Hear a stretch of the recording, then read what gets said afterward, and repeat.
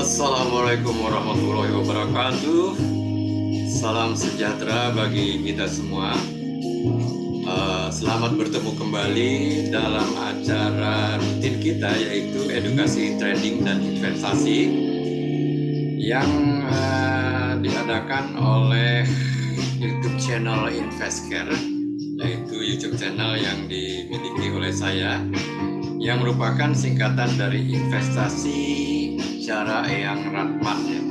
Jadi InvestCare itu adalah merupakan singkatan dari investasi, C-nya itu cara, yaitu E-nya Eyang, R-nya Ratman.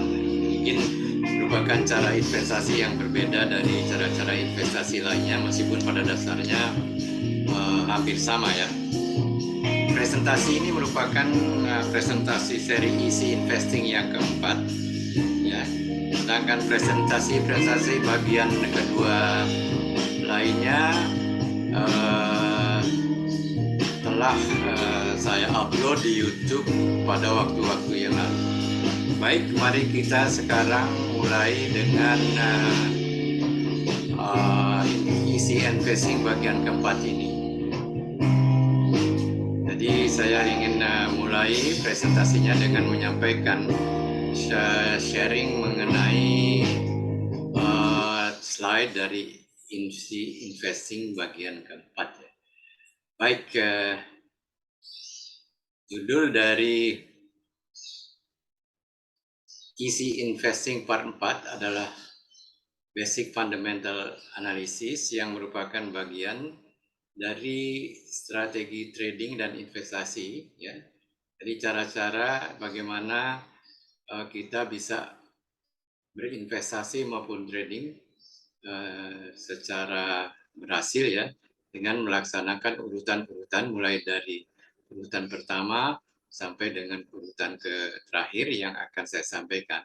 Yang saya bagikan di dalam istilahnya sesi-sesi mulai dari Easy Investing part 1 sampai Easy Investing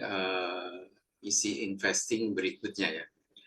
Baik, kita sekarang mulai presentasi saya ini dengan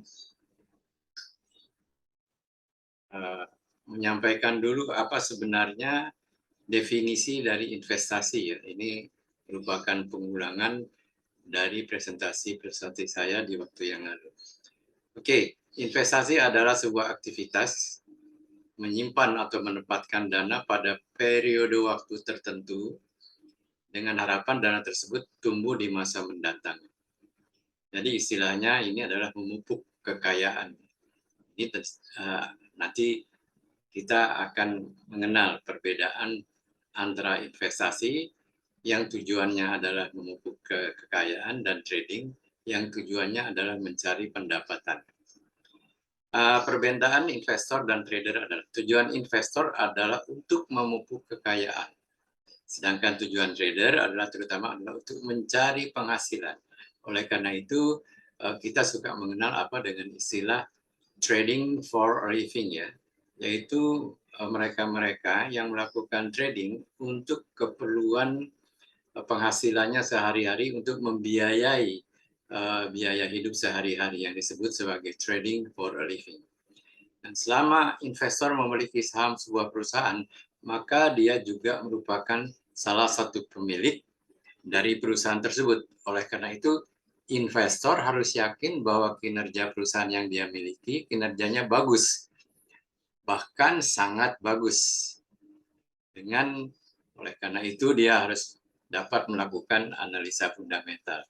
Akan tetapi sebelumnya ingin saya sampaikan bahwa investor itu menurut saya agak dibagi dua ya. Pertama, investor aktif, kedua investor pasif.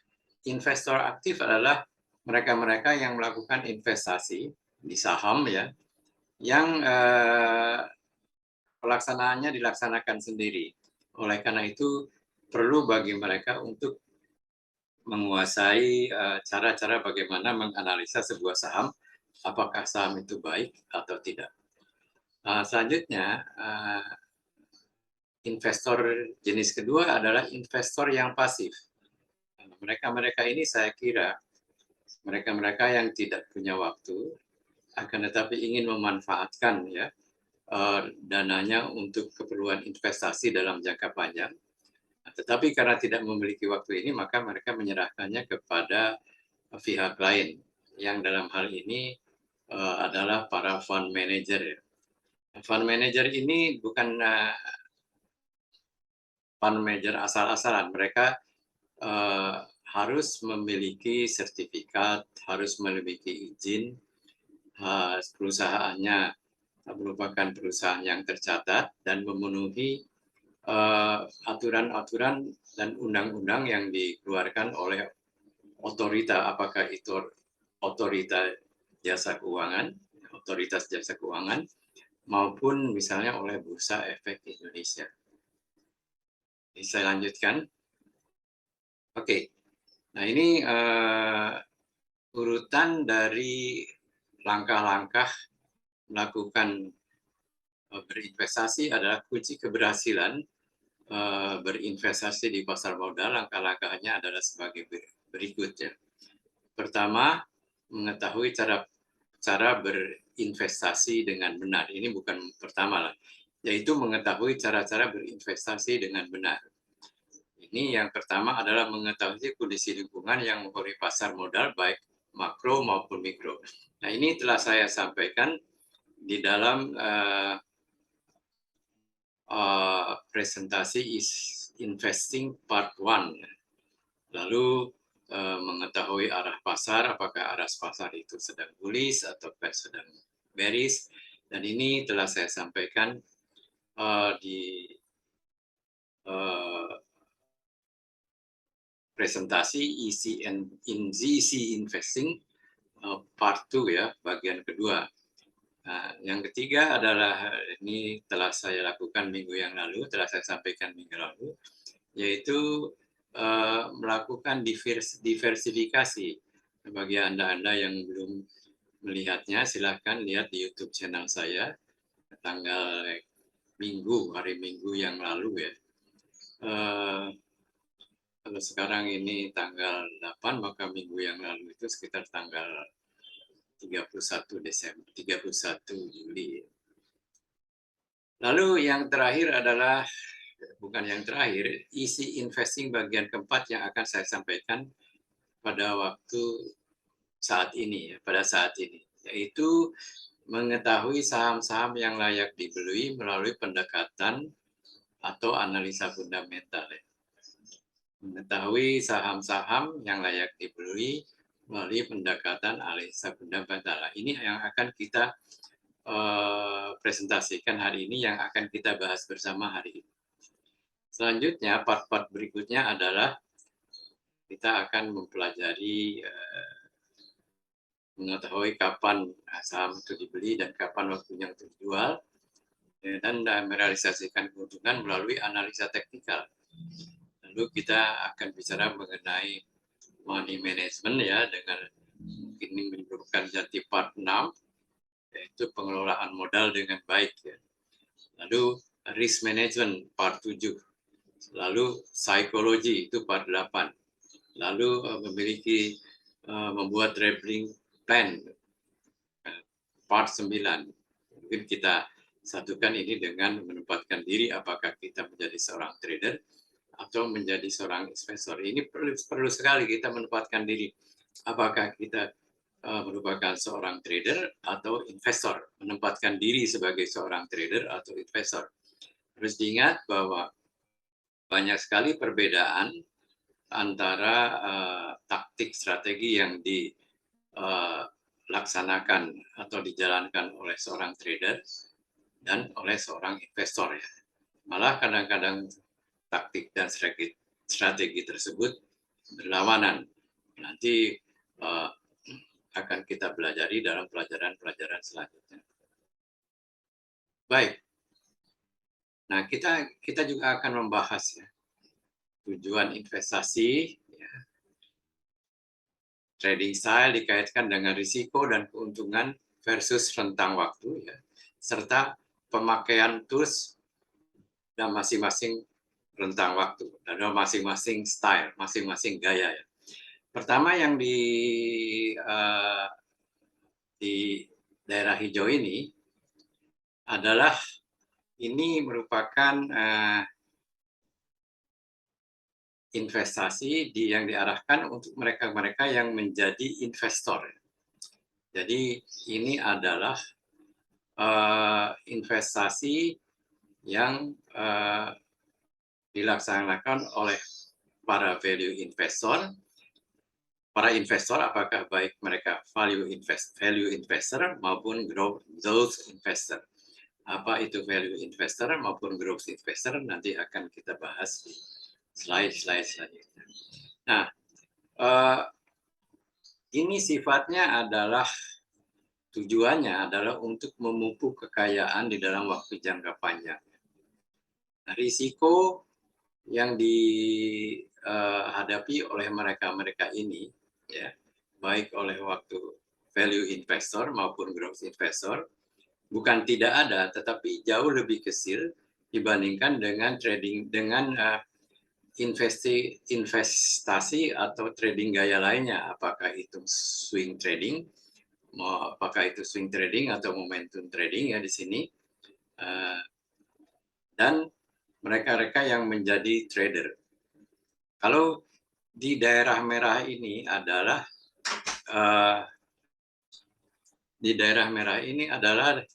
daerah di mana jangka waktunya adalah dalam jangka pendek. Artinya mereka melakukannya tidak dalam jangka panjang, akan tetapi dalam jangka pendek, apakah berupa trading harian atau malah intraday trading. Ya. Masuk dalam kategori ini adalah para day trader, ya, para day trader, intraday trader, scalping, dan ya ini yang paling berisiko. Ini adalah gambling. Nah, tingkat keuntungan yang akan dicapai oleh mereka-mereka yang menempatkan diri pada kategori trader adalah tingkat keuntungannya merupakan tingkat keuntungan yang tinggi dibandingkan dengan gaya-gaya lainnya, apakah itu investor maupun momentum trading atau momentum trader. Nah, akan tetapi sesuai dengan moto daripada investasi di mana high risk high return, ya, maka mereka-mereka yang menempatkan diri di dalam area merah ini memiliki risiko yang paling tinggi, ya, memiliki risiko yang paling tinggi. Saya ingin mengulangi tadi, tujuan dari mereka-mereka yang berada di sini adalah di samping dibandingkan dengan di daerah yang hijau ini, yaitu para investor. Kalau para investor adalah memupuk kekayaan, sedangkan para trader adalah tujuannya adalah mencari penghasilan harian atau dalam jangka pendek yang dipergunakan oleh mereka untuk membiayai kehidupan sehari-hari. Walaupun demikian, mereka itu bisa saja pada suatu waktu karena misalnya keuntungannya sudah banyak, mereka juga menyatukan atau menggabungkan trading style mereka, investing style trading style mereka dengan apakah mereka itu bisa menjadi trader, juga bisa menjadi investor. Jika mereka misalnya keuntungannya sudah besar, biasanya mereka membuat diversifikasi dengan memanfaatkan modalnya sebagai modal trading maupun sebagai modal investasi. Nah, yang risikonya medium, yang risikonya moderat adalah mereka-mereka yang berada di daerah kuning ini ya.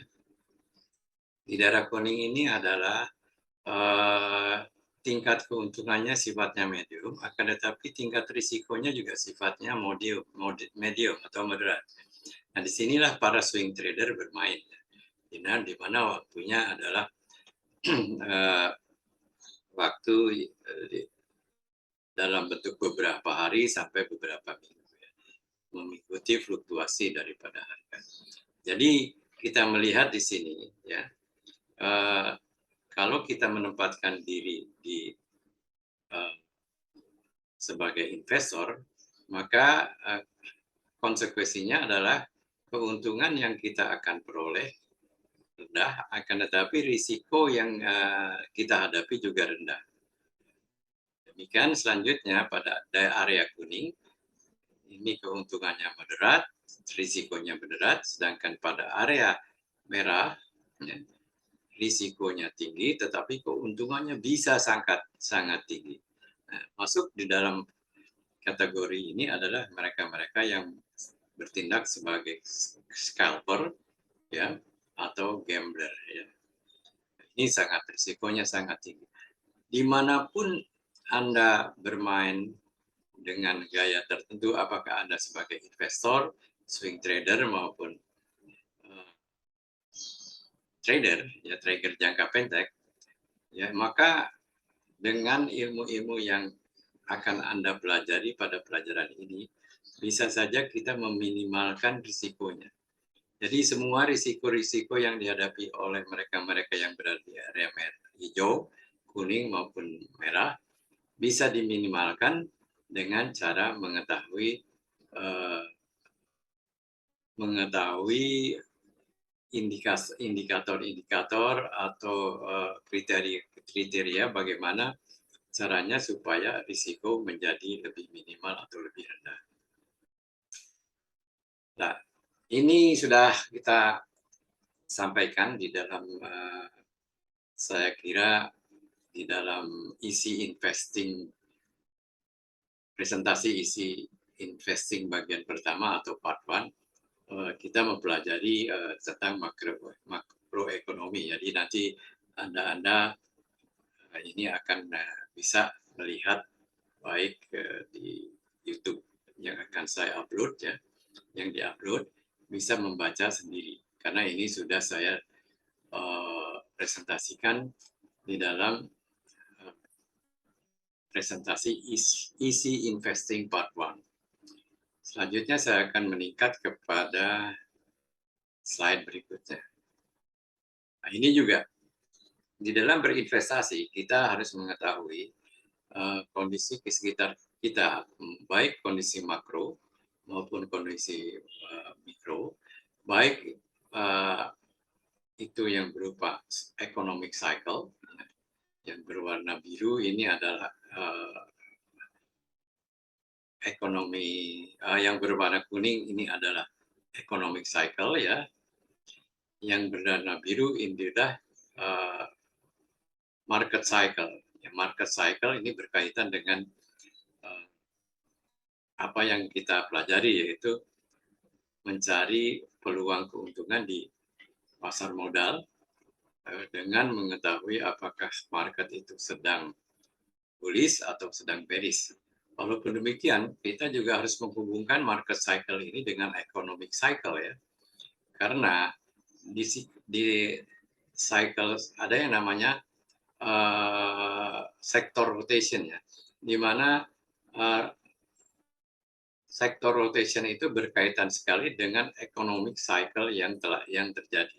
Contohnya di dalam recovery, maka sektor-sektor energi atau sektor-sektor yang berkaitan dengan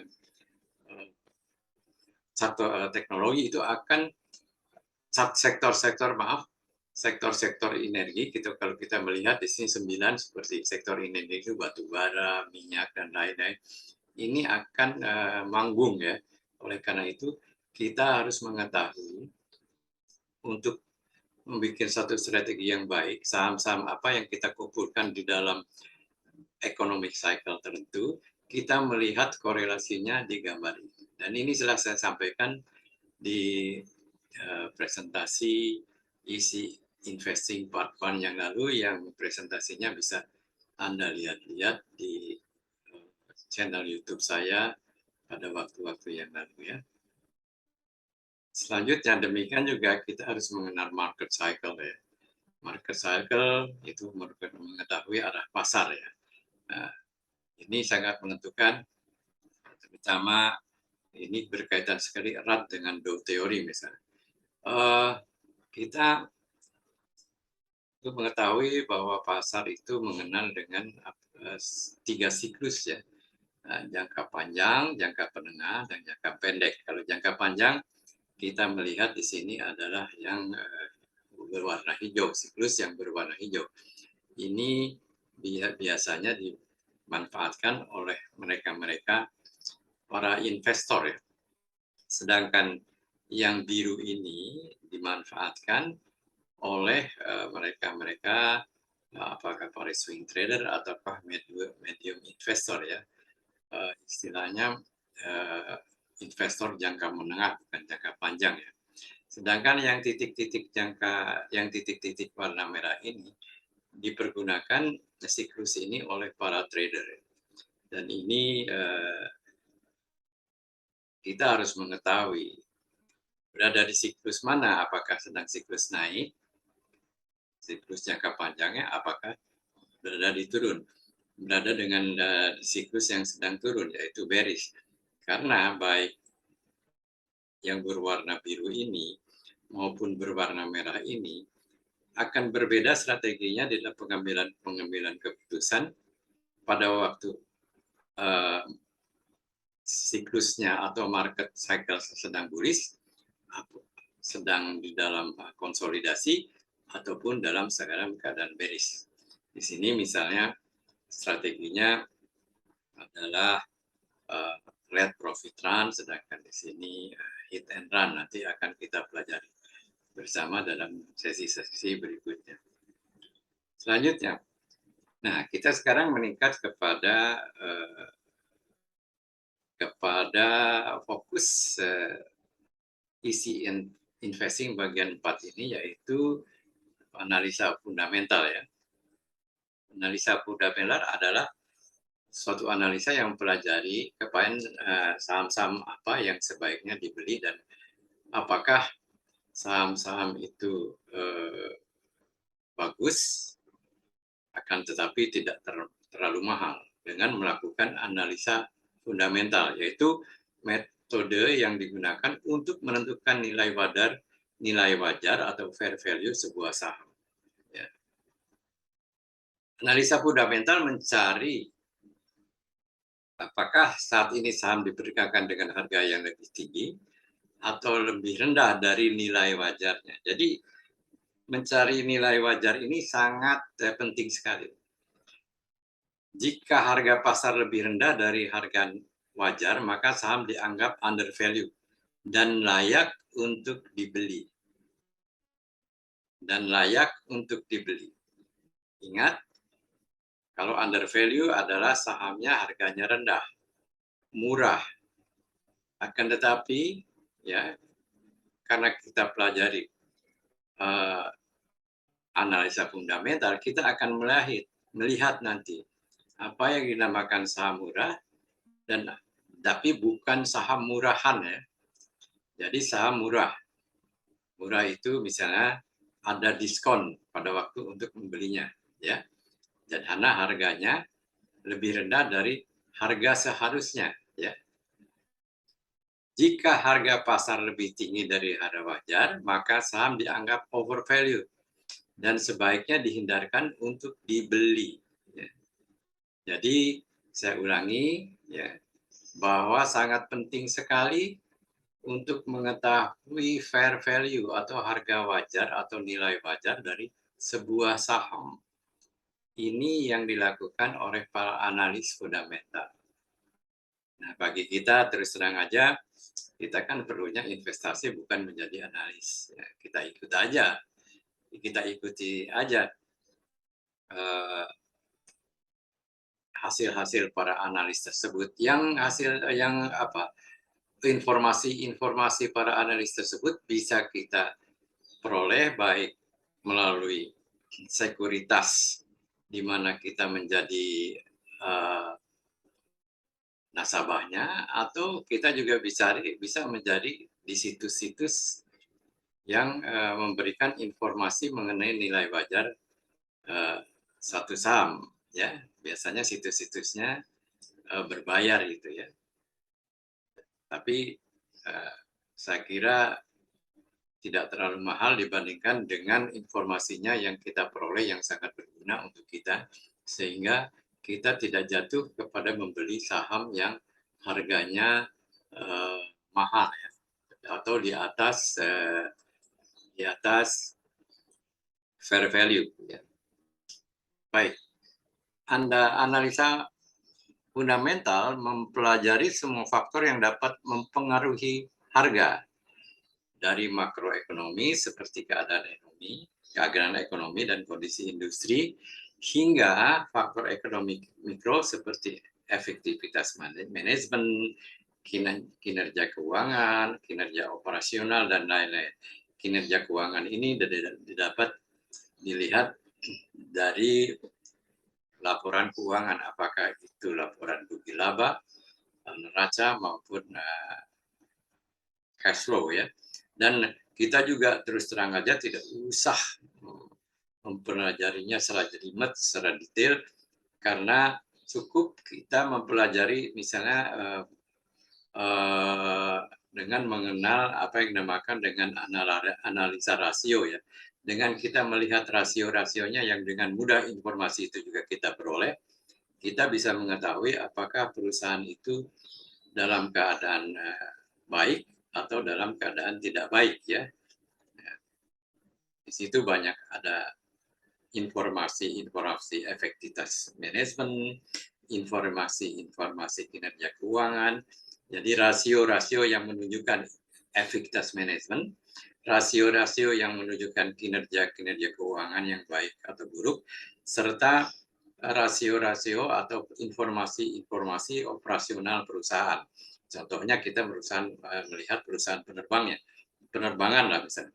Perusahaan penerbangan kita kan maunya pesawat ini selalu tepat waktu, maka di sana ada yang dinamakan informasi on time performance atau ketepatan waktu keberangkatan dari pesawat atau misalnya alat transportasi lain seperti kereta api. Baik, kita lanjutkan. Nah, tipe analisa fundamental ada yang sifatnya kuantitatif, mudah diukur ya, ada sifatnya kualitatif ya. Sifatnya kuantitatif mudah diukur ya. Kita bisa melihat dengan angka-angka berupa kinerja keuangan seperti laporan rugi laba perusahaan, laporan neraca perusahaan, arus kas, rasio keuangan, valuasi. Nah, di sini kita penting sekali karena jarang misalnya kita jarang kita ada waktu lah, atau kadang-kadang malas melihat laporan rugi laba perusahaan, neraca perusahaan, arus kas. Kita cukup nanti kita melihat rasio-rasio keuangannya.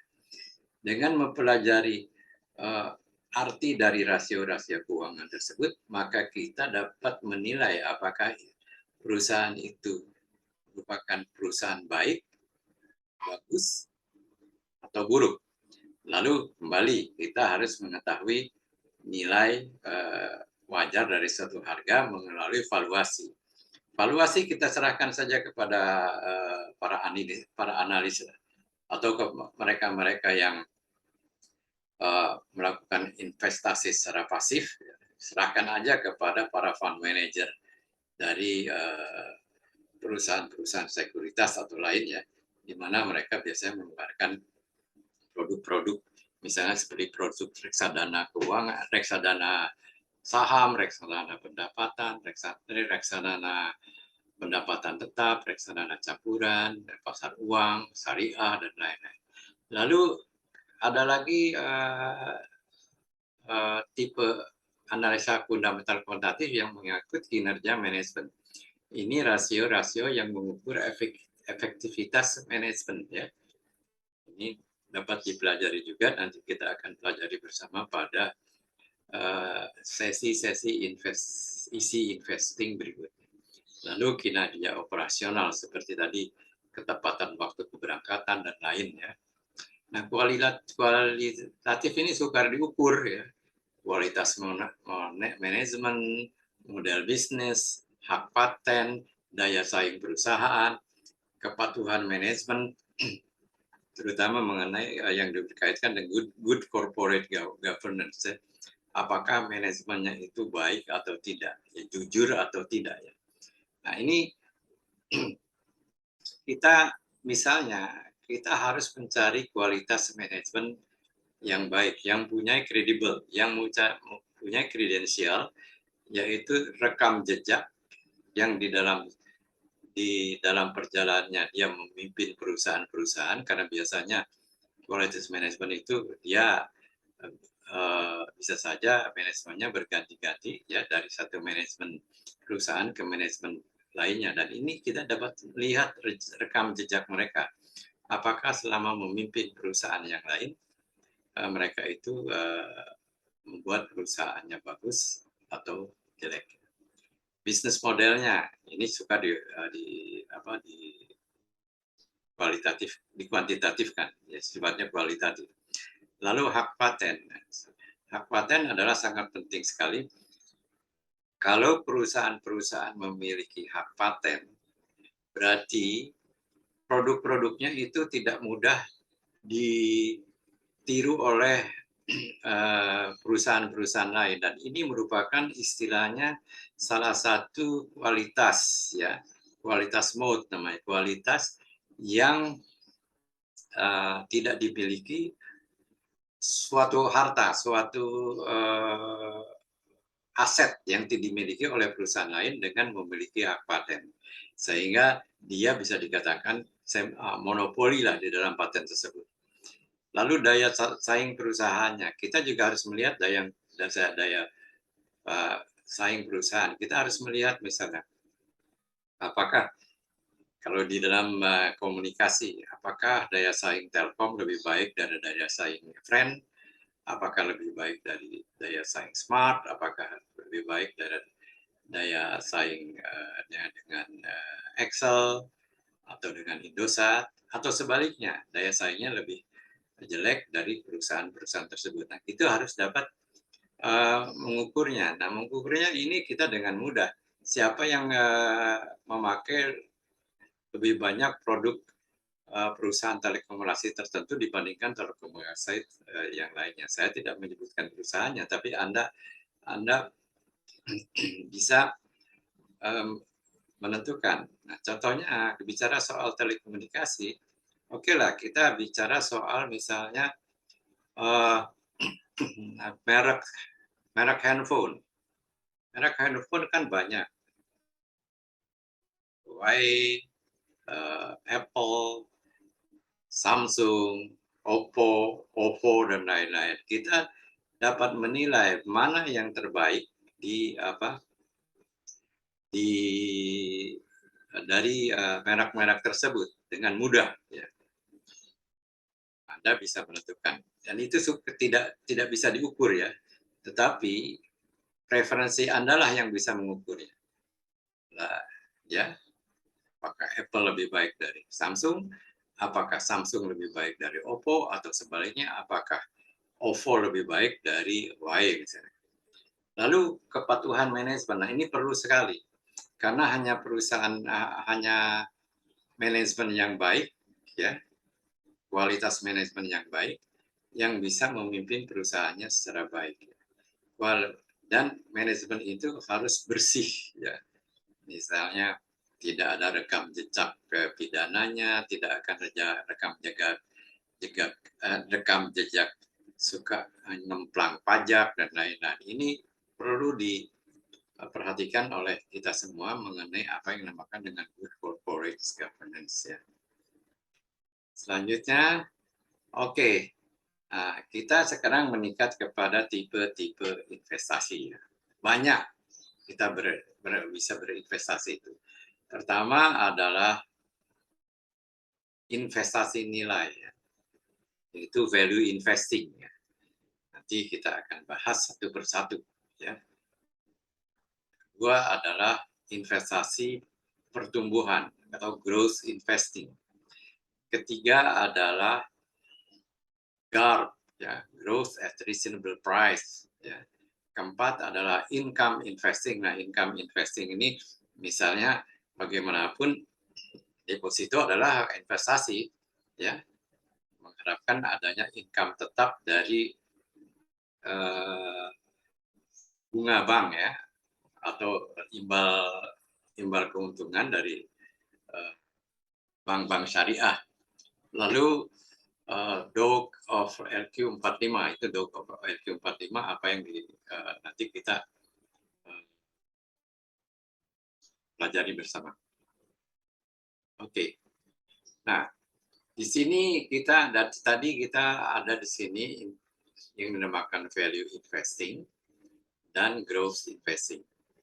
Di sini apa yang menjadi perbedaan antara kedua tipe investasi tersebut kita akan bisa melihat. Ini saya sadur dari salah satu website, ya. Pada slide berikut ini. Nah, kriterianya adalah kalau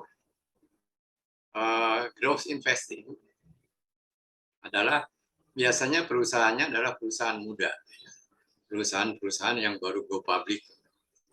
Yang diharapkan oleh investor adalah capital gains, apresiasi, ya, apresiasi harga. Biasanya perusahaan-perusahaan baru, kalau memang kita tidak salah pilih, bisa saja tiba-tiba harganya, begitu harganya kita beli harga IPO-nya atau harga perdananya Rp200, dalam 1 bulan dia loncat menjadi Rp600. Nah, ini namanya adalah growth investing, yaitu capital gains yang disebabkan oleh apresiasi harga yang biasanya dialami oleh perusahaan-perusahaan yang sifatnya muda, ya, perusahaan-perusahaan baru, ya. Lalu price earning ratio akan kita pelajari, itu apa namanya price earning ratio. Itu selalu PER-nya tinggi, ya. PER-nya tinggi, price earning ratio. Nanti kita pelajari apa yang dinamakan price earning ratio. Nah, sedangkan kita bandingkan coba sebelum saya mengarah kepada item-item berikutnya, saya kembali bahwa kriteria yang 3 pertama ini. Di dalam growth investing, perusahaannya biasanya perusahaan-perusahaan yang baru muncul, ya, muda, ya. Sedangkan di dalam value investing adalah perusahaan-perusahaan yang sudah mapan, well established, ya. Ya, sudah mapan, misalnya adalah Unilever, apakah Bank Mandiri, perusahaan-perusahaan yang umurnya sudah lama, Semen Gresik, ya, Aneka Tambang, Inco, itu umurnya kan sudah puluhan tahun. Sedangkan perusahaan-perusahaan yang muda itu mungkin baru umurnya 1 tahun, baru mereka go public dan lain-lainnya. Lalu keuntungannya bagi investor, yang ini adalah apresiasi harga, yang ini adalah dividen, ya. Oleh karena itu, tingkat keuntungan juga lebih rendah daripada growth investing, ya. Dividen. Biasanya dividennya cukup bagus lah. Kita harus membandingkan juga dividennya ini dibandingkan misalnya dengan tingkat bunga, tingkat inflasi dan lain-lainnya. Jadi kita usahakan bahwa kita memperoleh dividen dari value investing ini yang lebih tinggi dari tingkat inflasi maupun tingkat bunga, ya. Dan jangan dilupa bahwa meskipun keuntungannya atau apresiasi harganya tidak tinggi dibandingkan dengan growth investing, dia pun selalu mempunyai apresiasi harga, harganya selalu naik. Kita melihat dari perusahaan-perusahaan well established, apakah itu Unilever, apakah itu Bank Mandiri, apakah itu perusahaan-perusahaan semen, apakah itu perusahaan energi seperti batu bara dan lain-lain, apakah logam seperti Inco dan emas. Di dalam jangka panjang, ingat value investing adalah jangka panjang, dia selalu naik. Jadi di samping dividen kita juga memperoleh keuntungan adanya apresiasi harga yang meskipun tidak begitu tinggi dibandingkan dengan growth investing. Nah, mengenai PE ratio, karena ini capitalnya tinggi dan harganya selalu meningkat ya dengan deras karena secara psikologis si investor tuh suka pada saham-saham ini ya karena satu ekspektasi yang besar sehingga kadang-kadang harganya ini tidak seimbang dengan keuntungan yang dia peroleh.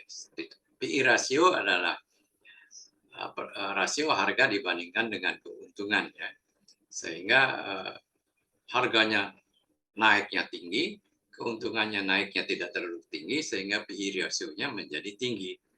Ya. Jadi dianggap ini adalah kriteria dari growth investing. Sedangkan di value investing adalah kita harus mencari PE ratio yang rendah. PE rasionya rendah. Biasanya perkembangan harganya lebih rendah dari pertumbuhan keuntungannya. Ya. Untungannya selalu tinggi, ya. Tapi pertumbuhan harganya, apresiasi harganya tidak terlalu tinggi, ya. Sehingga terjadilah PE rasio yang rendah. Nah, kita harus mencari di dalam value investing yang PE rasionya rendah dan dibandingkan dengan price to book value yang rendah juga ya. Lalu parameter evaluasi parameter lain yang harus dilihat di growth investing adalah earning per share, profit margin, return on equity, growth rate, pertumbuhan ya. Sedangkan di sini adalah harga buku, dividen dan cash flow. Nah, ini ada rasio-rasio tertentu di dalam value investing yang harus kita lihat. Ada rasio-rasio tertentu di dalam growth investing yang satu kita lihat untuk menentukan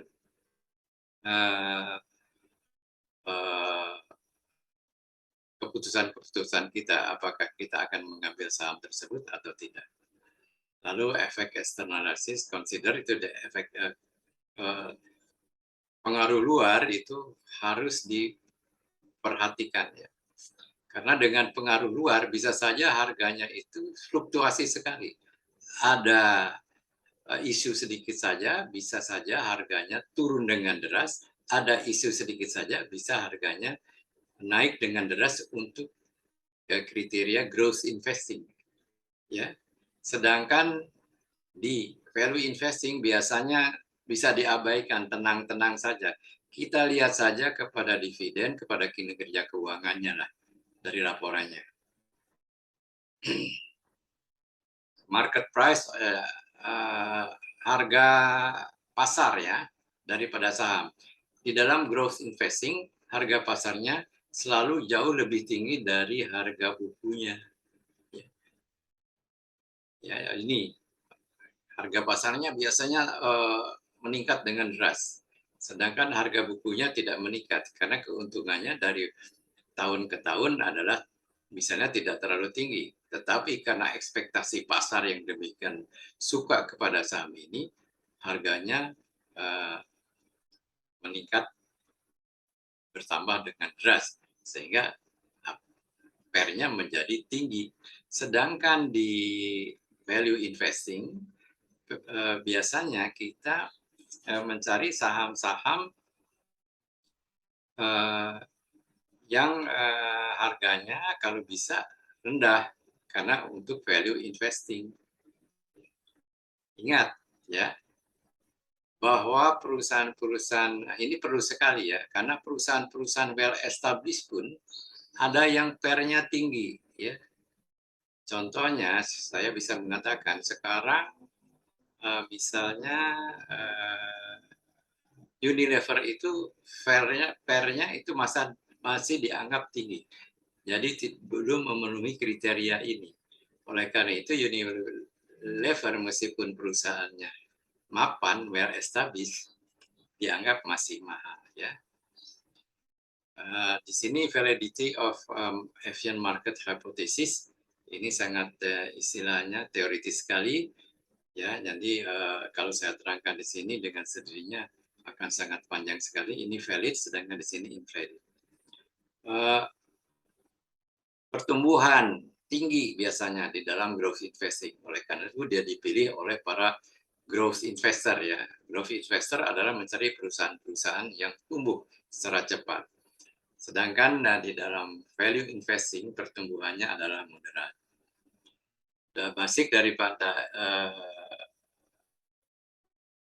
of investingnya adalah infirm, interfirm, intrafirm, dan industry firm comparison. Jadi kita harus membandingkan antara satu perusahaan dan perusahaan lainnya untuk mengambil kesimpulan apakah kita mengambil saham ini dibandingkan dengan saham-saham lain yang termasuk di dalam growth investing. Sedangkan di sini adalah dengan membandingkan antara harga pasar dibandingkan dengan harga wajar ya. Ini perbandingan antara perusahaan yang termasuk perusahaan dalam growth investing, perusahaan-perusahaan yang tumbuh dengan cepat ya dibandingkan satu sama lain ya. Mana yang lebih menarik ya. Sedangkan ini adalah membandingkan harga pasar ya dengan harga wajarnya. Kalau harga wajarnya 1.000, harga pasarnya 500, maka itu menarik sekali. Karena istilahnya margin of safety-nya bisa 50%. Ya. Baik, saya lanjutkan. Oke, ini apa yang harus kita perhatikan? Ini saya hanya mengulangi saja. Kalau apa yang harus diingat sebagai investor ya, saya belum memberikan pelajaran dulu mengenai Anda sebagai trader, tetapi apa yang harus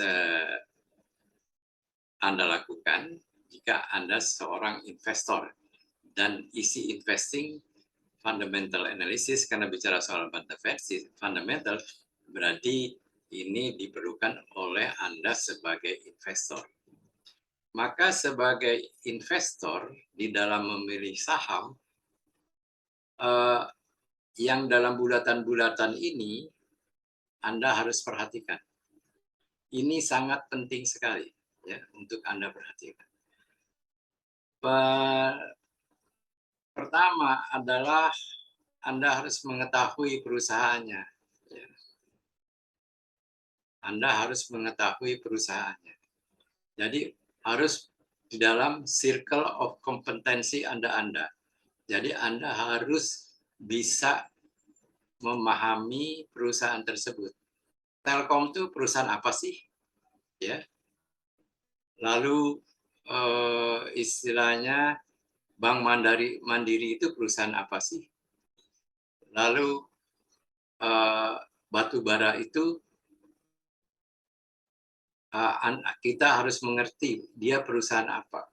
Kita harus mengerti siapa pesaingnya, apakah industrinya masih akan tumbuh atau tidak, dan selanjutnya.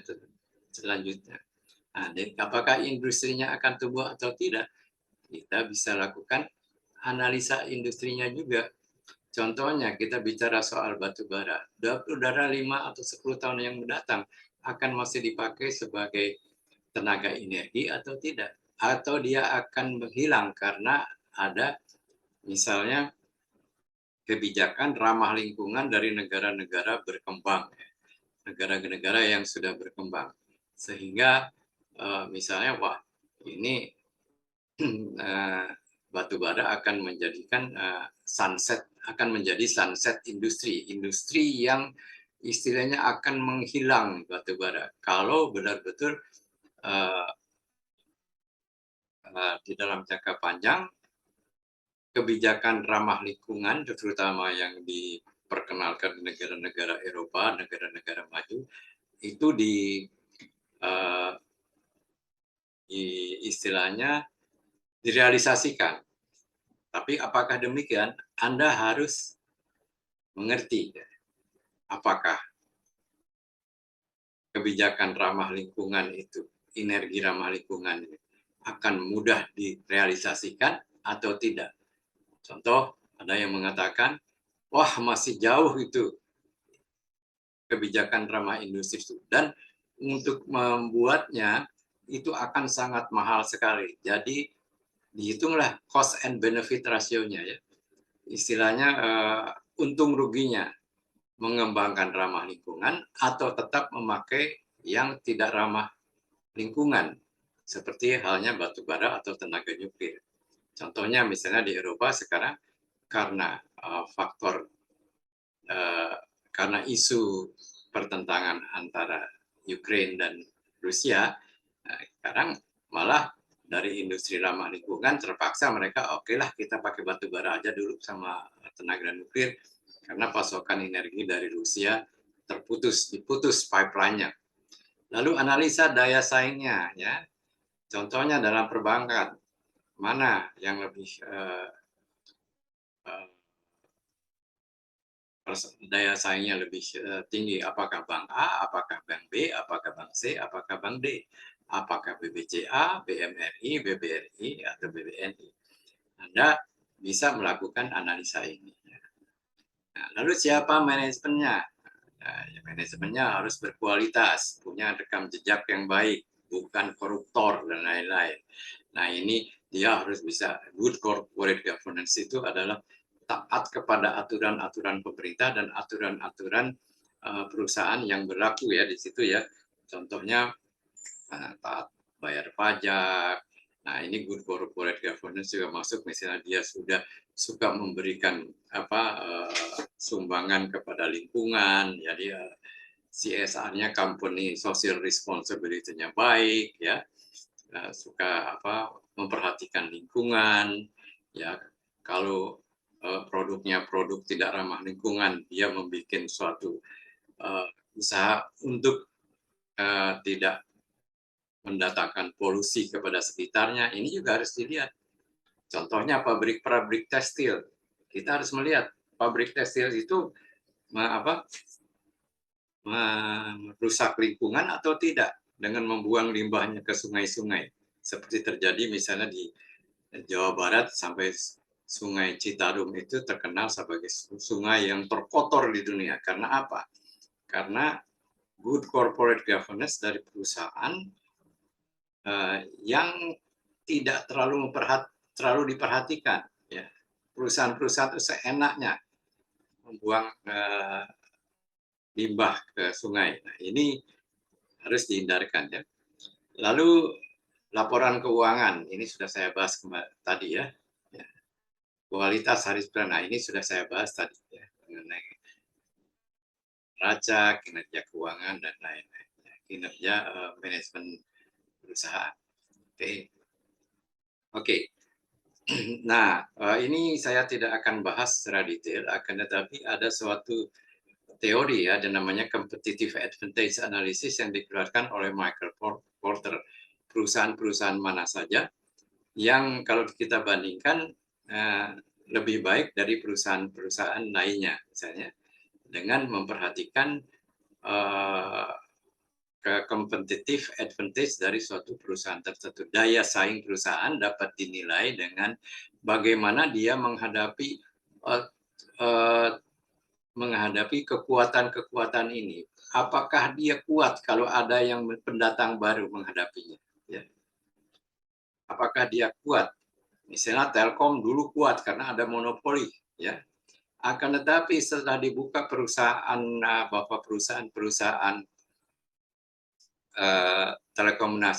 telekomunikasi lain oleh pemerintah, maka monopolinya, ya, barrier to entry untuk masuk ke industri telekomunikasi di Indonesia tidak ada lagi. Maka Telkom tidak istilahnya daya saingnya atau mode-nya atau tingkat kekuatannya menjadi berkurang. Kalau sebelumnya ada pesaing, tidak ada pesaing, dulu dibuka pesaingnya hanya Indosat. Setelah itu perusahaan membuka, Excel dibuka, Bitel, Friend, Smart, dan lain, maka istilahnya daya saing Telkom kekuatannya tidak tidak seperti sebelumnya. Dulu Telkom tuh blue chip sekali ya. Contohnya Unilever dulu blue chip sekali, akan tetapi setelah Indofood, ICBP dan lain-lain timbul, maka Unilever pun lama-lama juga mulai kehilangan daya saingnya, ya, kehilangan kekuatannya. Lalu kita melihat kekuatan daripada pembelinya ini. Dulu Telkom misalnya dia tidak ada pesaing, ya, mau pasang saluran telepon aja susah sekali. Jadi kita sebagai pelanggan Telkom lemah sekali di kedudukan kita terhadap Telkom. Akan tetapi sekarang misalnya terhadap Telkom, Telkom nggak kasih fasilitas kepada kita, dengan mudah kita pindah ke Indosat, kita pindah ke Excel, atau kita pindah ke perusahaan-perusahaan telekomunikasi lain. Dulu perusahaan BUMN besar kita, Garuda Indonesia, ya, itu sangat kuat sekali, monopoli. Tetapi setelah Lion, AirAsia, dan lain-lain, buyer of power, kekuatan pelanggannya menjadi kuat. Terserah lu mau bagaimanapun, nggak ada lu, gua bisa pindah ke AirAsia, gua bisa pindah ke Lion, gua bisa pindah ke Sriwijaya, gua bisa pindah ke perusahaan-perusahaan penerbangan lainnya. Ya. Jadi ini ya. Lalu substitusi. Oke, dulu perusahaan misalnya penerbangan itu sangat dominan sekali kalau bicara soal misalnya ada suatu perusahaan yang kalau mengadakan seminar atau rapat itu harus memakai pesawat. Harus bertemu di Surabaya, bertemu di Bali, dan lain-lain. Nah, sekarang mereka mengatakan, "Alah, sudah nggak usah bertemu kita, supaya menghemat biaya dan lain-lain, kita mengadakan video conference saja, ya, atau conference call saja. Tidak usah lagi kita bertemu di Bali memakai hotel bintang 5 dan lain-lain. Kita kita bikin work from istilahnya tempat masing-masing. Kamu di kantor kamu, saya di kantor saya, cabang yang lain di kantor cabang yang lainnya, dan melakukan konferensi, ya, tidak usah datang ke Bali, datang ke Surabaya, cukup di tempatnya masing-masing. Menghemat transport, menghemat hotel, dan lain-lain. Karena apa aja? Ada apa? Dulu tidak ada telepon, tidak ada conference, video conference, dan lain-lain. Maka harus mengadakan rapat itu di suatu tempat, di hotel yang baik, ya, memerlukan transportasi udara atau kereta. Tapi sekarang dengan teknologi informasi, telepon, dan lain-lain berkembang dengan baik, maka ini substitusi bagi kegiatan rapat, meeting, dan lain-lain. Kegiatan substitusi harusnya di hotel, harusnya naik pesawat, tidak usah lagi. Ya. Akhirnya apa? Bahwa si perusahaan-perusahaan yang tadinya tidak menghadapi substitusi ini harus memikirkan strategi lain untuk bisa mengganti pelangganan yang hilang karena adanya produk substitusi. Lalu kekuatan dari pemasok, ya. Ingat bahwa pemasok ini kita lihat, jangan cari pemasok yang terlalu kuat, yang kalau kita berunding kita selalu di bawah kekuasaannya. Kita cari pemasok-pemasok lain yang harus bisa memberikan harga yang lebih murah. Nah, ini sebagai keterangan dari satu perusahaan yang harus kita cari adalah perusahaan-perusahaan yang bagaimana mereka menghadapi 4 kekuatan ini. Ini saya pelajari puluhan tahun yang lalu ya. Nah, oke, kita sekarang bicara soal mempelajari kinerja keuangan dari suatu perusahaan dalam melakukan analisa fundamental. Selalu yang kita kerjakan adalah menganalisa laba rugi, menganalisa neraca, menganalisa arus kas. Nah, kita adalah investor, nggak maulah cari data-data yang jelimet dan lain-lain, bukan ratusan atau ribuan angka dari atas ke bawah dengan segala akun numbernya lah. Nah, kita cukup sekarang ini ada situs-situs yang mengeluarkan laporan keuangan ini yang kita baca secara sederhana melalui rasio-rasio keuangan. Yang kita harus pelajari adalah mempelajari rasio keuangan dari laba rugi, misalnya profit or loss-nya berapa persen, profitnya berapa persen, loss-nya berapa persen, mempelajari neraca, hutang terhadap aset berapa persen, misalnya arus uang tunai terhadap utang berapa persen, dan selanjutnya kita akan mempelajari analisa rasio untuk mempermudah atau menyederhanakan membaca laporan-laporan ketiga laporan keuangan ini yang kalau kita baca cukup repot gitu ya. Kita sebagai investor tidak memerlukan itu. Kita baca rasio-rasionya saja. Nanti bagi mereka-mereka yang berkenan, kita komit dari Investcare, YouTube channel Investcare untuk melanjutkan istilahnya pelatihannya. Ini mengenai laporan keuangan ya. Laba rugi, saya ini silahkan nanti dibaca ya. Ini saya akan tayangkan agak lama di sini untuk bisa Anda baca ya di dalam rekamannya ini di YouTube ya, sehingga Anda bisa membacanya secara detail ya. Oleh karena itu saya akan tayangkan mungkin lebih lama. Aku tayangkan apa itu laba rugi, lalu tujuan penyusunan laporan laba rugi, unsur-unsur pada laporan laba rugi, silakan bisa Anda baca di sini semuanya. Jadi saya sedikit tayangkan agak lama ya. Oke, nanti kira-kira mungkin 1 menit, maka Anda sudah bisa membaca semuanya di sini ya. Oke. Jadi kita lanjut kepada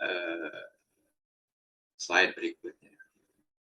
Atau Anda bisa freeze dulu di YouTube-nya.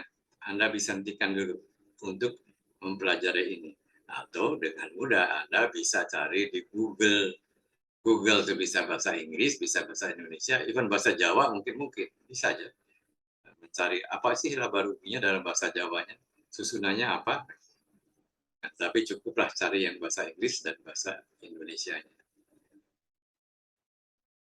Silakan di freeze ya dan baca. Ya. Jadi di stop dulu rekaman YouTube-nya, baca sedikit demi sedikit oleh Anda, pelan-pelan. Selanjutnya demikian juga tadi mengenai laba rugi. Nah ini apa aja yang ada di dalam laporan neraca. Nah, silakan Anda baca. Nah laporan neraca ini penting sekali. Di sini kita akan melihat dengan mudah apakah aset perusahaan ini berkembang atau tidak. Ya. Apakah dengan melihat istilahnya rasio-rasionya perusahaan ini hutangnya bertambah banyak atau berkurang, hutangnya banyak menumpuk atau berkurang, apakah modal perusahaan ini ya meningkat atau menyusut. Nah, neraca adalah cara yang dengan mudah melihat apakah kekayaan, apakah harta kita, harta perusahaan tersebut meningkat atau tidak. Apakah hutang perusahaan itu bertambah atau berkurang? Apakah modal perusahaan itu bertambah atau berkurang? Biasanya modal perusahaan bertambah itu bisa disebabkan oleh adanya keuntungan yang tidak dibagikan misalnya. Juga bisa saja ada penambahan modal baru dari pemegang saham. Nah, ini juga bisa Anda baca ya. Nanti pada suatu waktu kita akan juga memberikan istilahnya pelatihan mengenai cara membaca laporan keuangan berikut rasio-rasionya bagi mereka-mereka yang ingin menjadi analis. Tapi saya katakan di sini, apa yang saya sampaikan adalah bukan mengarahkan Anda menjadi para analis, tetapi mengarahkan Anda menjadi investor yang baik dengan menguasai informasi yang diperlukan saja oleh Anda. Dan dari situ Anda bisa mengambil kesimpulan. Ya. Selanjutnya, nah ini yang perlu Anda paling kuasai adalah membaca rasio-rasio analisa. Jadi membaca analisis rasio, membaca rasio-rasio dari laporan keuangan tersebut. Ya, tidak usah mencari angka-angkanya satu demi satu yang jelimet, tapi cukup membaca rasio-rasionya. Nah, kita akan bisa nanti bikin pelatihan khusus untuk membaca rasio. Akan tetapi, kalau tidak perlu diterangkan, maka Anda dengan mudah bisa googling. Di samping itu, ada juga yang namanya Google Play, ya, Play Store, itu mengeluarkan, saya lihat dalam bahasa Indonesia lagi. Ya. Itu cara membaca rasio keuangan, rasio analisis, dan cukup bagus. Silahkan baca. Ya. Bukan untuk Anda menjadi analis, akan tetapi untuk Anda mengerti untuk apa rasio-rasio itu diperlukan agar Anda tidak salah memilih saham kalau jadi Anda menjadi investor. Kalau Anda menjadi trader, nggak usah belajar ini. Ya. Tapi nanti saya juga akan berikan pelajaran sebagai trading ya di dalam isi investing dan trading part 5 ya. Introduction to Trading, ya, pengenalan kepada trading ya, di dalam part 5. Jadi silakan baca ya. Jadi Anda free saja untuk membaca, jadi YouTube-nya ya.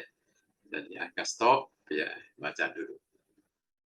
Nah, rasio keuangan, nah ini silahkan juga dibaca. Dan di dalam, nah ini saya nih, lihat nih. Saya berikan hints, saya berikan links untuk membaca rasio keuangan ya. Linksnya adalah silakan Anda lihat di sini.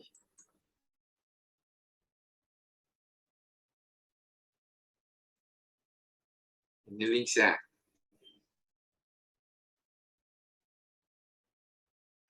Anda pelajari sehingga sebelum Anda mendapatkan istilahnya presentasi mengenai cara membaca rasio keuangan, Anda pun bisa mencari alternatif lain dengan mendownload aplikasi dari Google Play ya, Financial Ratio Analysis. Nggak salah bahasa Indonesia.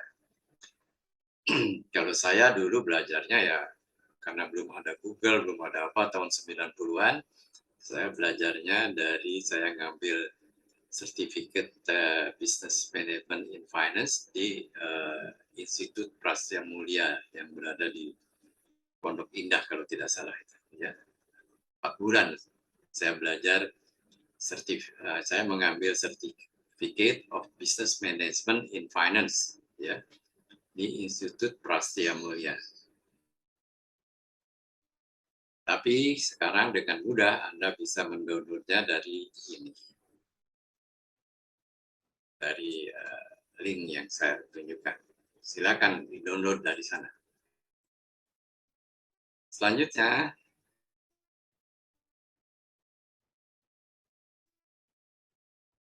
harus kas. Seperti halnya tadi membaca neraca, membaca profit and loss atau laba rugi perusahaan, Anda juga harus bisa menguasai membaca arus kas ya. Arus kas adalah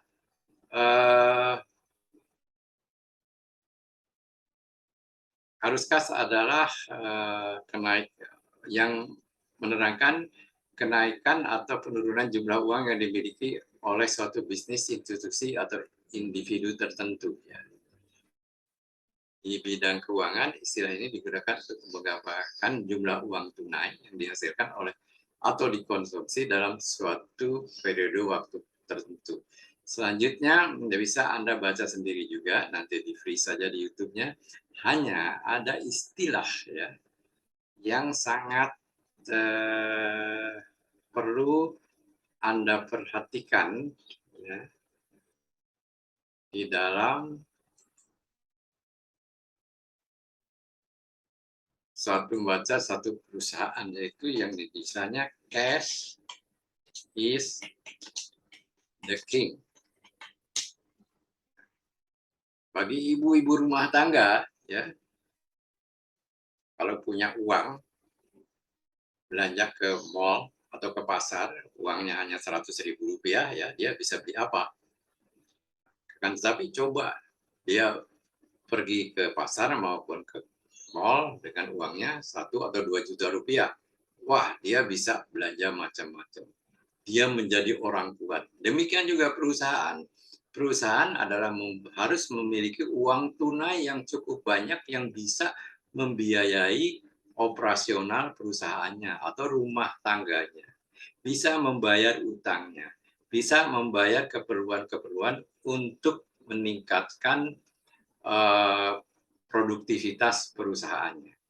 Jadi bisa dilihat di sini, ingin saya sampaikan, istilah yang sangat penting adalah cash is the king. Dilihat dari neraca, wah, asetnya meningkat terus, jadi modalnya meningkat terus, ya. Akan tapi dia tidak punya cash, dia tidak punya uang tunai. Lalu ada yang namanya penagih utang datang, dia tidak bisa bayar. Ini merupakan satu hal yang tidak menguntungkan bagi perusahaan tersebut. Bisa menyebabkan namanya turun, bisa menyebabkan juga operasinya berhenti, meskipun dia perusahaan besar, tetapi tidak punya uang tunai. Oleh karena itu, ada istilah cash is the king. Uang tunai adalah raja.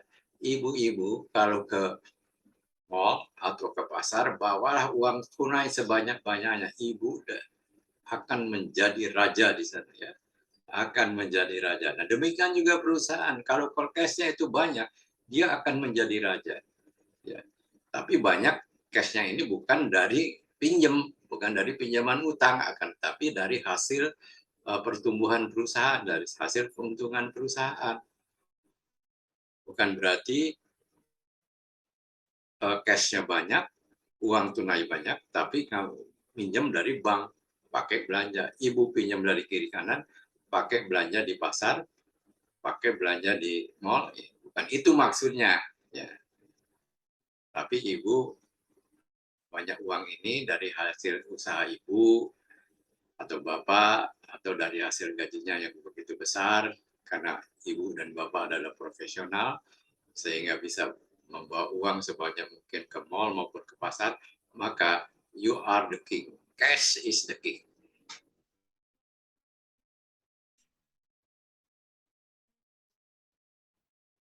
Oke, selanjutnya, nah, laporan keuangan dan rasio. Nah, ini silakan ya. Saya selalu ngambilnya dari ini. Sayangnya dalam bahasa Inggris, akan tetapi juga Anda bisa melihat, bisa download di laporan keuangan, laporan-laporan tribulanan atau tahunan dari perusahaan-perusahaan terbuka (TBK) ya, emiten tertentu, dan bisa di-download dari situs www.idx.co.id kalau tidak salah, www.idx.co.id. Saya kira mungkin kalau tidak salah ya, jadi silakan Anda cari lagi nanti apakah benar atau tidak apa yang saya tuliskan. Adalah Anda bisa cari laporannya di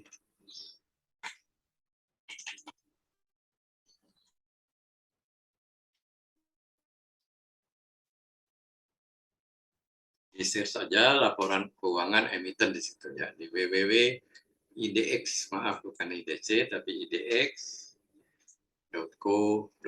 Silakan dilihat dari situs ini, samping situs-situs yang saya sampaikan. Saya karena ini langganan ya, saya bisa memperoleh seluruh informasi untuk pengambilan keputusan investasi maupun trading saya, dan saya kan juga merupakan mengelola suatu grup yang namanya perusahaan perkumpulan investor pasar modal Indonesia, yang saya diwajibkan, istilahnya bukan diwajibkan, wajib memberikan informasi-informasi yang cukup bagi mereka. Dengan sendirinya saya harus mencarinya, ya, saya langganan di Investicom. Next.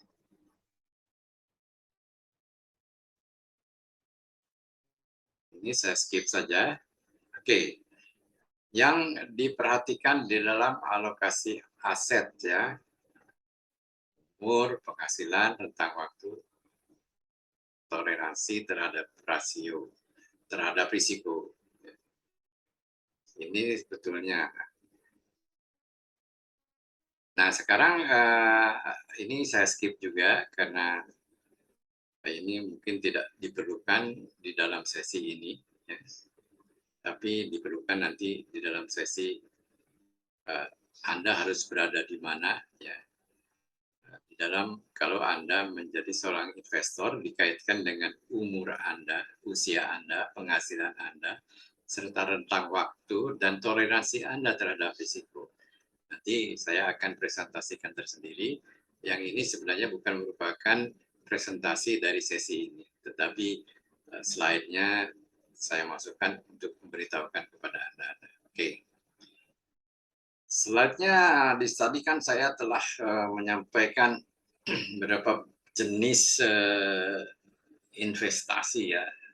Pilih investasi gaya mana ya. Investing style mana yang Anda pilih. Di sini ada pilihan. Pertama adalah value investing dan growth investing. Value investing setelah saya terangkan terhadap, dan growth investing di slide ini. Jadi beberapa slide sebelumnya. Jadi ya silahkan dilihat lagi ya. Sedangkan investasi gaya lainnya adalah ketiga, growth at reasonable price investing. Apa itu? Nanti kita akan lihat. 4 adalah income investing. Kelima adalah canceling. Keenam adalah dogs of the LQ45. Apa itu ya, nanti kok ada anjing di sini, nanti kita lihat. Dan investcare ya. Investcare itu adalah singkatan investasi, C-nya itu cara, E-nya itu Eyang, R-nya itu Ratman. Investasi Sarah Eyang Ratman, yang ini dijadikan nama YouTube channel saya. Oke. Nah, kita ulangi dari dalam bahasa Inggris ya. Sekarang kita ulangi dalam bahasa Indonesia lah ya. Apa yang digunakan value investor. Value investor adalah mereka-mereka yang mencari berlian dalam lumpur, di mana dalam waktu bullish maupun bearish dia tetap gemerlap. Ya, dan ini adalah dengan sendirinya ini adalah perusahaan-perusahaan yang bagus, yang prima waktu bearish maupun bullish dia tetap gemerlap. Ya, berlian kan di dalam lumpur selalu gemerlap. Mencari saham-saham perusahaan bagus dengan harga jauh di bawah harga intrinsic value, di bawah harga wajarnya. Ya. Kalau harga wajarnya, harga wajar tuh dengan mudah dicari. Saya kadang value apa istilahnya investing.com. Saya nggak repot-repot, percaya aja kepada investing.com. Harga wajar suatu saham berapa? Saya lihat harga wajarnya berapa, harganya sekarang berapa. Kalau harga sekarang jauh di bawah harga wajar, maka sebagai investor, ya sebagai investor, saya perlu memperhatikan saham tersebut, ya. Lalu sangat memperhatikan margin of safety, harga minimumnya 2/3 dari harga intrinsic value. Kalau harga wajarnya misalnya 1.000 atau 1.500, setidak-tidaknya harga pasarnya akan saya perhatikan kalau harga pasarnya adalah 1.000 atau 2/3 dari harga wajar yang 1.500. Itu merupakan akan menjadi salah satu kandidat saham pilihan saya, ya. Lalu laporan keuangan yang diperhatikan untuk menghitung intrinsic value, price book value, dividen, dan cash flow. Ya. Ini adalah diajarkan dalam pelajaran valuasi. Akan tetapi untuk mempermudah, ya, cari saja Anda harga-harga saham-saham misalnya yang price earning ratio-nya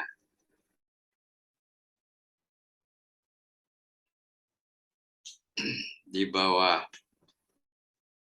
15 dan PBV-nya di bawah 2. Ini istilahnya situs-situs manapun atau kalau Anda merupakan nasabah dari satu sekuritas, mereka memiliki laporan-laporan ini. Ya. Jadi maaf, ini salah.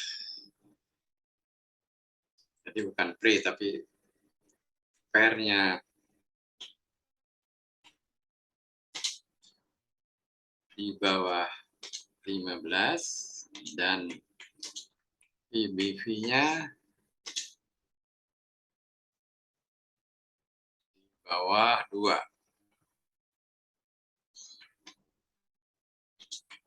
Nah, ini saham-saham yang dianggap undervalued. Ya. Karena itu Anda sekalian perlu dapat membaca rasio analisis. Ya. Ini semua rasio analisis ada. Nanti tinggal cari aja saham-saham mana yang pair-nya di bawah 15 dan BV-nya di bawah PBV-nya, price to book value-nya di bawah 2, maka itu akan merupakan kandidat saham-saham Anda untuk investasi jangka panjang. Selanjutnya ini mengenai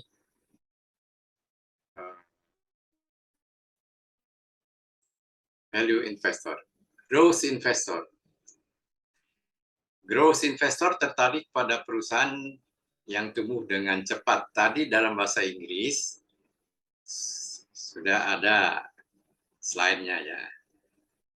Perusahaan yang tumbuh dengan cepat, baik penjualannya, pendapatan maupun penjualannya, ya, arus kasnya, lalu keuntungan di masa depan perkiraannya, Karena pertumbuhan merupakan prioritas perusahaan menginvestasikan kembali pendapatan mereka untuk memperluas dalam bentuk produk baru, peralatan maupun akuisisi. Jadi mengambil perusahaan lain, membeli perusahaan lain. Dividen tidak penting, apresiasi harga yang penting. Hanya growth investor itu risikonya adalah tinggi karena dia sangat terpengaruh oleh isu-isu yang ada di luar. Tadi sudah kita terangkan dalam bahasa Inggrisnya ya. Jadi ada isu ini, dia tiba-tiba naik harganya. Terus ada isu ini sedikit, dia sensitif, turun harganya. Jadi Anda akan lebih istilahnya lebih harus memperhatikan fluktuasi dari harga jika Anda menjadi growth investor. Akan tetapi jangan takut jika Anda nanti dalam isi investing part 5 akan saya terangkan bagaimana cara menyikapi harga yang naik turun dengan menggunakan tools yang dinamakan analisa teknikal. Nah, GARP adalah growth at reasonable price, ya, adalah strategi sebentar, saya akan cari pointersnya dulu. GARP adalah strategi untuk menggabungkan strategi value investing dan growth investing dengan mencari perusahaan-perusahaan yang keuntungannya tumbuh secara konsisten tetapi memiliki valuasi yang rendah, ya. Tujuan GARP adalah untuk menghindari hal yang ekstrim di value investing maupun di growth investing. Di dalam masa bullish misalnya kita akan sukar mencari saham dengan margin of safety, mencari saham yang di bawah harga wajar akan sukar ya di dalam masa bullish. Demikian pula membeli saham yang valuasinya sudah tinggi, harganya premium, risikonya juga tinggi. Jadi fluktuasi harganya sangat ekstrim. Nah, caranya adalah dengan begini. Jadi membandingkan pertumbuhan pernya dengan pertumbuhan keuntungannya. Ya, meskipun pernya tinggi kan dianggap mahal tuh di atas harga wajar ya, pernya tinggi. Susah dong untuk menjadi kita sebagai value investor untuk mengambil harga yang terlalu mahal. Jangan khawatir, ada caranya, yaitu dengan GARP. Cari aja saham-saham yang dalam laporan keuangannya kinerja keuntungannya lebih tinggi persentase kenaikannya dari pertumbuhan pernya. Misalnya pertumbuhan pernya 20, itu sudah tidak memasuk kriteria value investing. Cari aja yang pertumbuhan earning per share-nya atau keuntungannya 30%, ya. Selama rasio per dibandingkan rasio EPS-nya adalah lebih kecil dari 1, maka itu layak untuk investasi. Nah, nanti kita akan bagi yang berminat ya untuk melakukan aktif investing dengan melakukannya sendiri. Nah, kita akan pelajari. Jangan khawatir, saya akan terus mengisi YouTube saya dengan edukasi semacam ini. Nah, tetapi jika Anda investor pasif ya serahkan aja lah sudah sama fund manager Anda, titipin uangnya. Akan tapi ingat ya, biasanya fund manager juga kinerjanya ada yang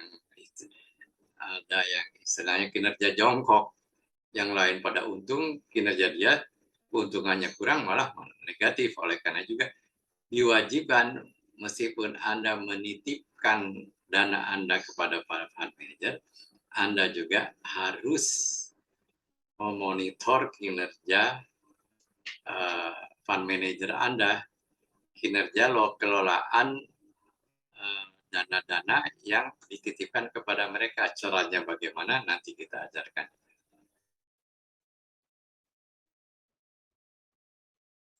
Oke. Nah, income investing, ya, cara investasi yang mengharapkan hasil investasi dari dividen perusahaan, ya. Jadi kita mencarinya selalu dividen yang yang tinggi lah. Nah, tapi tidak semua keuntungan dibadikan sebagai dividen oleh perusahaan-perusahaan yang sahamnya Anda beli. Ingat, ya, tidak semua keuntungan dibagikan kepada Anda sekalian sebagai pemegang saham. Karena apa? Ada alasannya. Para pemegang saham, saya mohon izin, saya tidak membagikan semua dividen Anda, semua keuntungan Anda, karena saya memerlukan istilahnya pengembangan dari perusahaan. Jadi sebagian dari keuntungan saya akan investasikan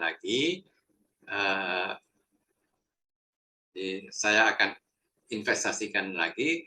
Untuk memperluas atau memajukan perusahaan. Oleh karena itu kita kenal apa yang dinamakan dividen payout ratio, yaitu jumlah keuntungan yang semua dibagi jumlah keuntungan yang dibagikan kepada para pemegang saham, itu yang disebut dividen payout ratio, ya. Lalu presentasi dividen yield-nya juga harus diperhatikan, ya.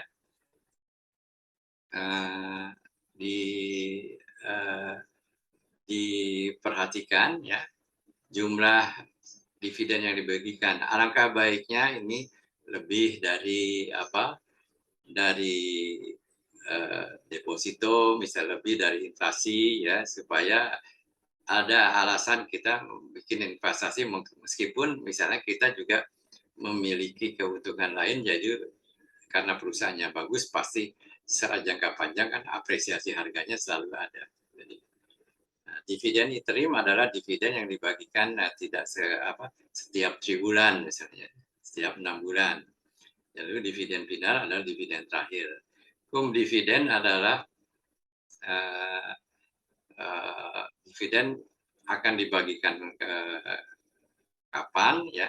Lalu ex dividen akan expired kapan. Hati-hati, ya. Biasanya harga, ya, setelah dividen dibagikan itu tiba-tiba turun, ya. Tapi untuk investor jangka panjang ini tidak masalah.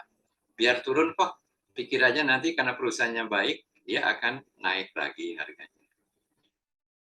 Hati-hati perusahaan yang membagikan seluruh keuntungannya sebagai dividen, ya. Hati-hati, ya. Banyak perusahaan yang bikin istilahnya window dressing, ya. Dia menjual aset yang tidak berkaitan dengan operasional perusahaan, karena asetnya misalnya tidak dipergunakan lagi, dia jual aset, hasil penjualannya bisa saja menjadi sebagai keuntungan lalu dibagikan kepada Anda. Hati-hati, ya, karena itu bukan hasil operasional, bukan hasil istilahnya bukan hasil dari usaha manajemen di dalam mengembangkan perusahaan, tapi menjual aset perusahaan, karena asetnya misalnya sudah tidak dipergunakan, sudah depreciated sama sekali, dijual menjadi keuntungan. Di samping itu juga, kalau dia tidak membagi keuntungan, kita harus bertanya, apa nggak dikembangkan perusahaannya? Kita relalah dibagi keuntungannya sebagian aja, akan tapi perusahaannya agar istilahnya dikembangkan dengan menggunakan sebagian dari perusahaan kita. Hanya perusahaan-perusahaan yang prima yang selalu membagikan dividen. Harus diingat itu, ya. Oleh karena itu, dalam analisa fundamental, kita memilih selalu perusahaan-perusahaan yang prima. Nah, di samping itu, saya mempelajari juga apa yang dinamakan canceling. Canceling adalah satu style of investing yang dikembangkan oleh yang namanya William O'Neill, ya, dengan memperhatikan ke status perusahaan dengan melihat kedudukan atau rasio-rasio dari rasio-rasio keuangan perusahaan tersebut. Sebetulnya ini sudah Ken Slim itu William O'Neill memperhatikan apa yang telah kita apa kita terangkan tadi, kita bahas sebelumnya di slide-slide sebelumnya. William O'Neill selalu mendasarkan pemilihannya pertama adalah current quality earning per share. Jadi keuntungannya setiap kuartal harus meningkat. Keuntungan setiap tahun annual earning per share harus meningkat juga. Lalu manajemennya harus istilahnya inovatif, ya, harus selalu membuat produk baru, ya. Alangkah baiknya ada new manajemen baru yang lebih kreatif, dan selalu harga sahamnya naik terus, menciptakan new high, harga yang lebih tinggi, ya, menciptakan new high, harga yang lebih tinggi, menciptakan new high, harga yang lebih tinggi. Memperhatikan supply dan demand, ya, ini dengan melakukan technical analysis, ya. Di mana jika demand-nya selalu tinggi terhadap saham tersebut, maka sudah berarti harga sahamnya akan naik karena demand lebih tinggi dari supply. Perhatikan dia apakah saham pecundang atau saham pemenang. Apakah dia leader, saham pemenang, atau saham pecundang. Nah, ikuti institutional sponsorship. Istilahnya, ikuti, kita mengenal istilahnya dengan bandar, smart money, atau big money. Selalu ikuti jejak bandar. Kalau bandar sedang mengumpulkan, kita ikut mengumpulkan. Kalau bandar sedang dumping, sedang menjual saham-sahamnya, ya kita ikut jual. Ya, ini secara teknikal, ya, bisa diikuti. Ya. Lalu perhatikan arah pasar, perhatikan siklus. Ya, tadi market cycles. Kita sudah terangkan market cycles itu yang bagaimana. Ini cara satu investing style yang lainnya, gaya investing style-nya lainnya dengan menggunakan Ken Slim.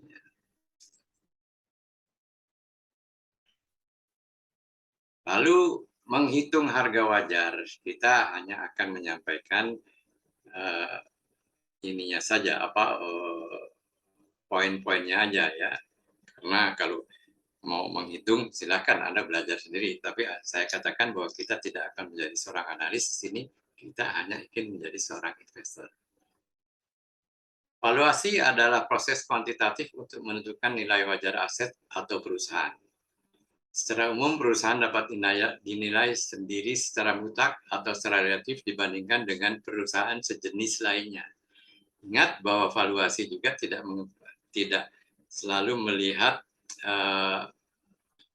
kinerja perusahaan yang bersangkutan saja, akan tetapi dia membandingkan juga dengan kinerja perusahaan-perusahaan lainnya. Ya. Lalu ada beberapa metode dan teknik untuk menentukan nilai suatu perusahaan dan hasilnya dapat saja berbeda. Tapi ingat juga, setiap analis bisa saja hasil valuasinya berbeda satu sama lain. Ya. Metode analisa satu dengan metode analisa lain bisa juga berbeda. Sekarang kita bicara seorang analis. Analis pertama memperkirakan pertumbuhan ekonomi misalnya 5%. Analis kedua memperkirakan pertumbuhan ekonomi misalnya hanya 3,5%. Tentu hasil akhirnya dalam valuasi akan berbeda. Nah, ini juga kita harus melihat, harus bisa menilainya, ya. Nilai perusahaan dapat dipengaruhi oleh kinerja perusahaan atau peristiwa ekonomi yang dapat mempengaruhi para analis untuk memudah model penilaian mereka. Para analis itu ya namanya ya kan situasi dari waktu ke waktu berubah, ya. Misalnya Ibu Sri Mulyani merevisi tingkat inflasi Indonesia yang tadinya 4%, lalu direvisi di depan DPR. Waduh, kemungkinan, bukan Ibu Sri Mulyani, kalau nggak salah BPS, Badan Pusat Statistik, ya. Oh, kemungkinan akhir tahun inflasinya bukan 4% lagi, sudah jauh di atas prediksi kita, misalnya 5,3 atau 6%. Nah, ini akan mempengaruhi valuasi juga. Oleh karena itu, biasanya para analis melakukan adjustment, ya, melakukan penyesuaian dari waktu ke waktu atas nilai intrinsik atau harga wajar sebuah saham. Valuasi digunakan untuk menentukan nilai wajar saham yang ditentukan oleh di harga berapa pembeli di harga berapa pembeli bersedia membayar penjual, ya, dengan asumsi kedua pihak memasuki transaksi dengan sukarela. Ketika saham diperdagangkan di bursa, kesepakatan pembeli dan penjual menentukan nilai pasar saham. Sementara itu konsep nilai intrinsik mengacu kepada nilai saham yang dirasakan wajar berdasarkan hasil kinerja di masa depan atau beberapa atribut perusahaan lain yang tidak terkait dengan harga pasar. Para analis menentukan penilaian untuk menentukan apakah perusahaan aset dinilai terlalu tinggi atau terlalu rendah. Jadi ada konsep valuasi, ada konsep nilai intrinsik, ya. Rasio-rasio keuangan adalah penting. Nah, ini saya sudah menyampaikan bahwa silakan, ya, pelajari lagi apa yang dinamakan dengan rasio keuangan dengan mendownload apa yang linknya sudah saya sampaikan nanti. Tapi kalau diperlukan, kita juga akan memberikan pelatihan mengenai cara-cara membaca rasio keuangan. Nah, metode utama valuasi saya tidak akan bahas di sini, silakan dibaca karena ini kalau dibahas di sini presentasinya akan memakan waktu lama, ya, dan tentunya sekali lagi, ya, kita adalah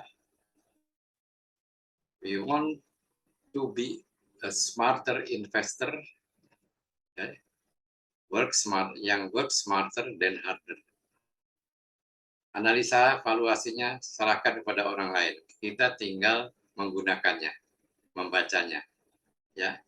Lalu dengan ilmu-ilmu yang kita miliki, ya, yang kita pelajari di pelatihan ini, kita menilai apakah nilai yang dikeluarkan oleh para analis itu wajar atau tidak, ya, masuk akal atau tidak, ya. Ini kalau kita pelajari semuanya, ya, kita betul-betul jadi financial analyst, ya. Akan tetapi tentunya mereka-mereka yang ingin menjadi value investor yang sangat ingin perfect, bisa saja Anda melakukannya sendiri.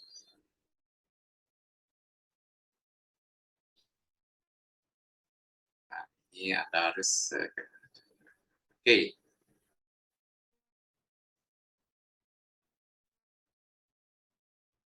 Kembali, saya kembalikan halaman cara membaca rasio keuangan, ya.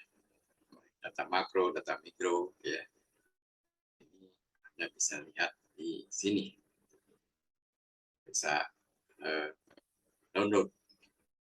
Nah, Anda juga bisa, kalau data-data makro, Anda bisa download, saya kasih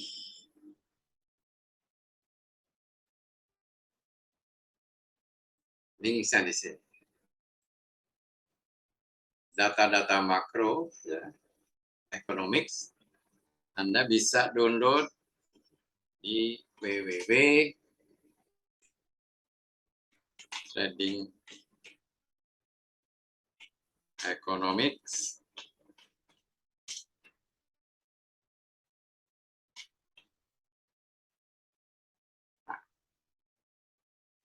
Kalau ini sudah keluar, Anda bisa istilahnya tinggal searching aja di situ di kolom search-nya www.tradingeconomics.com/Indonesia. Misalnya ini kita tambahkan /Indonesia, maka akan keluar data-data makroekonomi Indonesia setidak-tidaknya triwulan terakhir kalau sudah keluar dari BPS dan lain-lain. Ya, keluar dari BPS atau dari Bank Indonesia atau dari mana. Di situ akan Anda peroleh data-data makro mengenai pertumbuhan ekonomi, bunga bank, pengangguran, consumer price index, dan lain-lain. Akan lengkap sekali. Nah, oleh karena itu saya katakan work smarter than harder. Jadi gunakan istilahnya informasi-informasi yang tersedia di ujung jari Anda melalui HP Anda atau melalui desktop Anda.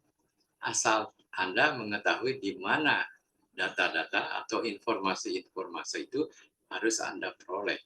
Nah, dari data-data makro Anda bisa peroleh di www.tradingeconomics.com. Ya, silahkan cari di situ. Nah, ini saya menyampaikan value investing, InvestCare cara Eyang Ratman. Saya hanya akan sekilas menyampaikan. Pertama adalah diagram ini, kedua ini sama diagramnya, ya. Dan nanti Anda akan mendapatkan pelatihan khusus di dalam isi investing part yang akan datang, value investing cara Eyang Ratman, ya. Yang ini juga sudah saya presentasikan pada forum Asosiasi International Technical Analyst seluruh dunia pada bulan Oktober 2020 yang lalu. Demikian saya kira presentasi saya. Terima kasih atas kesadaran Anda sekalian. Assalamualaikum warahmatullahi wabarakatuh.